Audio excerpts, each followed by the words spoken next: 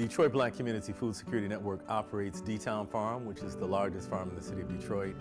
We operate on 7 acres inside of Rouge Park. We also have a youth program called the Food Warriors Youth Development Program that currently functions at 2 sites in Detroit. So in the youth programs, we teach young people how to build raised bed gardens, how to plant fruits and vegetables in those gardens, how to maintain the gardens, how to harvest the foods, how to prepare them in a healthy way. We also teach them about nutrition, and we teach them about food justice. So our goal is to really produce food justice advocates in the communities in which those children live. We also have a lecture series called the What's for Dinner Lecture Series, where we present speakers, both local and national speakers, that bring knowledge and illumination on various food system related topics. And the big thing that we're working on now is called the Detroit Food Commons, a new building that we're building on the corner of Woodward and Euclid, the cornerstone of which will be the Detroit People's Food Co-op, a cooperatively owned grocery store. And the building will also contain an incubator kitchen where food entrepreneurs can prepare food in a licensed environment. We'll have a small restaurant connected to the deli inside of the co-op. We'll have a 6,000 square foot community meeting space on the 2nd floor of the building. And we're moving the offices of the Detroit Black Community Food Security Network into that building. So I was one of the founders of the organization, and in many ways this work grew out of some previous work that we were doing at a school at which I was principal called Insortima Institute, which was an African-centered school where we were teaching African-American children about their culture and heritage.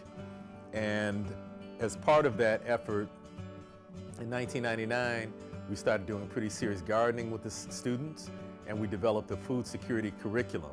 We required every teacher in the school to have at least 1 lesson per week that had a food security tie-in. So we were bringing these concepts into the school culture. And so kind of what happened is we needed a larger container to hold the work as more interest in this work developed. And so by 2006, we developed the Detroit Black Community Food Security Network so that we had a citywide impact, and people throughout the city had an opportunity to participate, not just people who were affiliated with the school community. On the most basic level, food security is connected to poverty. And so about 40% of Detroit's population lives below the federal poverty level. And so many people are challenged just to have enough high nutrient dense food to eat on a regular basis. Many people are malnourished.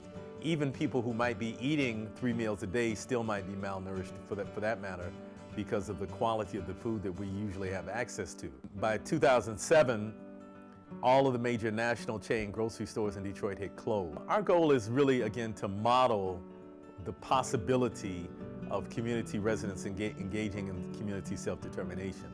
And so we do that through the concrete projects that we're putting in place. We're hoping to impact the food economy through the building of the Detroit Food Commons and the opening of the Detroit People's Food Co-op, so that we can provide a model of how we can circulate wealth in our community to create community empowerment, to create jobs, and to create community ownership.